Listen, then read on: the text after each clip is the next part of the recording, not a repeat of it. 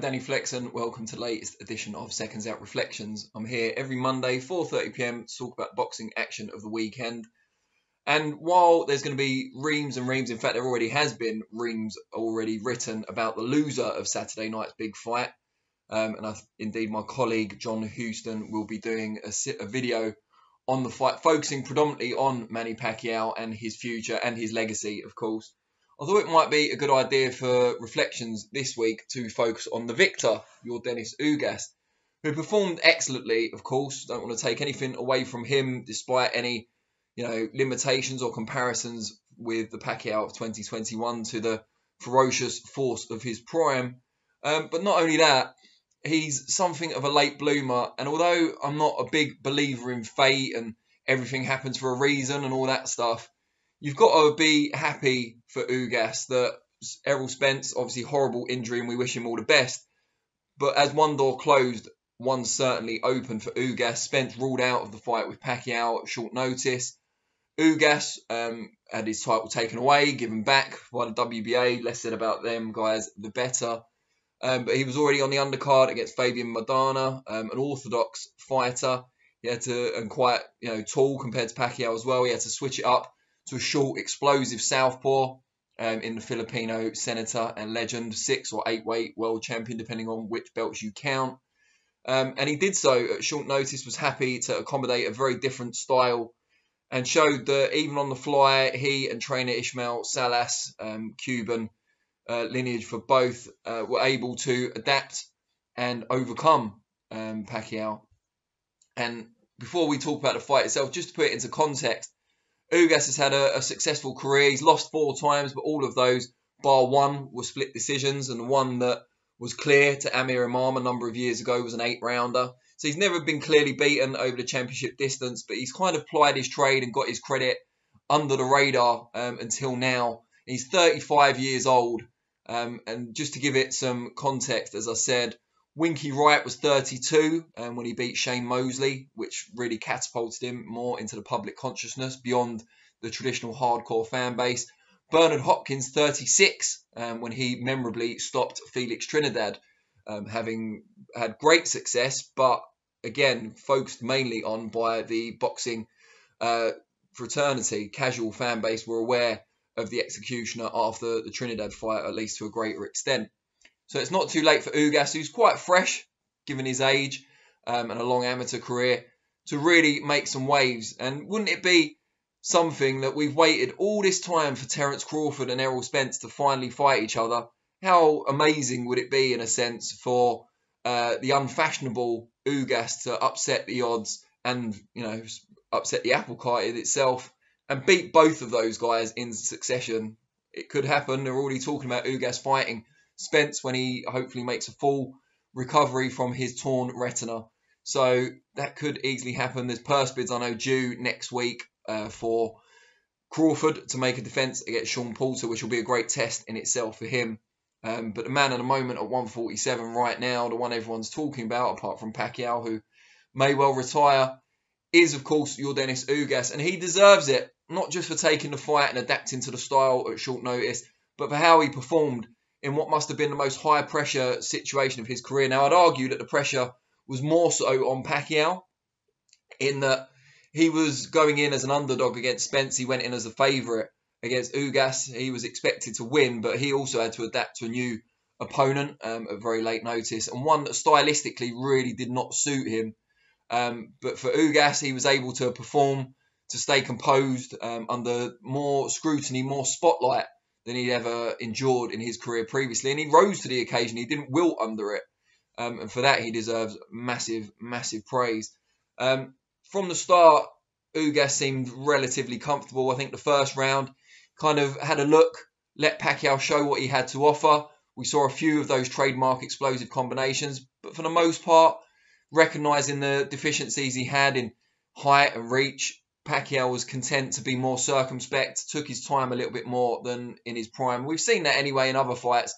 But against the likes of, say, Adrian Broner, Pacquiao was more of a ferocious force, just because Broner didn't do a lot, he didn't throw a lot of shots. And he didn't have to worry too much about what was coming back at him. Ugas established from round 2 onwards that wouldn't be the case on this night in Las Vegas. Ugas's jab was excellent throughout. He varied it, head, body, very, very good. The right hand as well, used straight, but more often over the top. Very effective punch that Pacquiao didn't always see coming as he bobbed and weaved his way into range. And also those sneaky little uppercuts on the inside, body shots, surely sat Manny's strength. I know he talked about, or he has since talked about, his legs not really being there from early on in the fight. Now, that could suggest an injury. It could just be part of the aging process. But I think a lot of the credit also has to go to Ugas and the work he put in with that body attack and sapping Pacquiao's strength from very early on in the fight. When Pacquiao was able to get past those long spearing shots, Ugas wasn't, perturbed. He was comfortable enough trading mid-range and on the inside when he had to. Landed a few shots and then moved away. He was very, very sharp. His timing and his accuracy were on point. And it reminded me a lot of Floyd Mayweather in his prime, in that not as slick and not as much flair, definitely not. But the trick, the difficulty, if you like, or one of the many difficulties in combating Floyd Mayweather was always that if you stayed on the outside, he would just pin you with his jab. Excellent jab, varied it, move, jab, fight at his own pace. But if you tried to push the pace and make him fight at a tempo that he was uncomfortable with, then he was able to move and counter it. He was a natural counterpuncher and really enjoyed doing that. And it was the same with Pacquiao Ugas, because obviously he's a smaller opponent, similar to Mayweather fighting the likes of Pacquiao, or earlier in his career, Juan Manuel Marquez. Ugas was able to stay at range. There was no pressure on him to make the fight. He could easily stay on the perimeter of the ring, jab, throw long right hand, move, tie Pacquiao up on the inside. It was Pacquiao that was forced to take risks, to duck inside, to throw combinations when perhaps the Manny Pacquiao of 2021 would be more comfortable throwing ones and twos and then moving away. He was forced to stay in the pocket for longer, and he was compelled to throw more shots. And that allowed Ugas to counterpunch very, very effectively. So he proved that he was the superior fighter both inside and outside. And I thought the scores were, if anything, maybe a little generous to Pacquiao, which maybe should be expected. I know Dan Rafael, I saw after the fight, had Pacquiao winning after 8 rounds, and even more shockingly, had him still winning after 12. Couldn't see that at all, with all due respect to Dan. I had Ugas winning, I think, 8-4, and I felt that some of the rounds I gave to Pacquiao were quite near the, in the balance. I thought I was being kind of, if anything, overcompensating towards the Filipino. So it's an interesting one. I thought it was a clear victory for Ugas. He was just the more intelligent fighter. He boasted the physical advantages, the ring IQ, closer to his prime, of course, as well. It was very strange, because about halfway through the fight, I thought, why weren't more people picking Ugas? Why didn't I pick Ugas, of course? It just seemed like, style-wise, it was always going to be an incredibly difficult night for Pacquiao, and it's easy to say that in hindsight. I obviously picked Pacquiao to come through, but I think more needs to be said about how good Ugas was on the night, how good he's been for a number of years, albeit outside the spotlight, and less so about Pacquiao and what he didn't bring, how he was flawed or inferior, and more about how Ugas was excellent and superior. There'll be plenty of talk about Pacquiao if he does indeed decide to retire and subsequently perhaps runs for president of the Philippines. And as I said, I'll let John Houston talk more about Pacquiao in his vlog, which will be coming up either tomorrow or Wednesday. But for now, I want to focus on Ugas. Excellent win for him, and the world's opened up. And I wouldn't rule him out beating Spence or Crawford. I think he'd give Crawford a very, very difficult fight.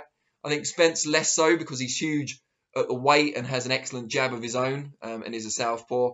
I think Spence is the tougher fight stylistically out of the two. I know Crawford does a lot of things that Spence can't, and he's a switch hitter, and he's hard to predict.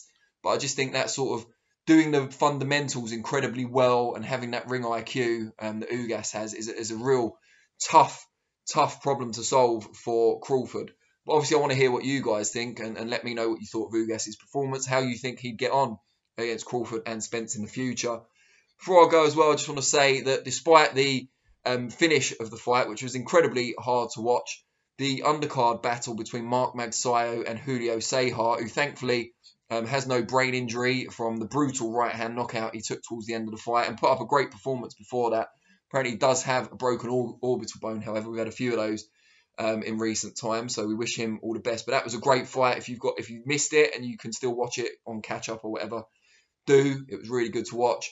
The opposite end of that is that Robert Guerrero and Victor Ortiz, after a spirited first round, quickly descended into a grueling, tedious affair that no one wants to see again. In fact, I would implore both men to consider retirement at this point. I think Ortiz has been out of the ring for 3.5 years before this anyway. Guerrero deservedly won, but neither of them looked like they could go up a level to fight any of the bigger names at 147. For Guerrero, if he wants to, I think he'd make an excellent trainer and manager. He really cares about fighters and he knows the sport so well. For Ortiz, I think if he wanted to, he'd have a great future in broadcasting for boxing or indeed for anything else. He's got great personality, very engaging, good talker. I think they've both got bright futures outside of active competition, and I would hope that both take a long, hard look in the mirror and maybe at their bank accounts as well, because I'm sure they're doing pretty well after Saturday night, and say, you know what, we don't need this anymore. Really appreciate your time. Leave your comments below about anything I've said, positive or negative. I really don't mind. I will see you all again on Thursday for Flexpectations, 4:30 p.m, where we'll be looking ahead to the Jake Paul Tyron Woodley show with British interest on the undercard out in Cleveland, but also the Frank Warren Night of Champions show back home, or home for UK viewers, in Birmingham. Let me know what you think of today's stuff, and I'll see you all on Thursday.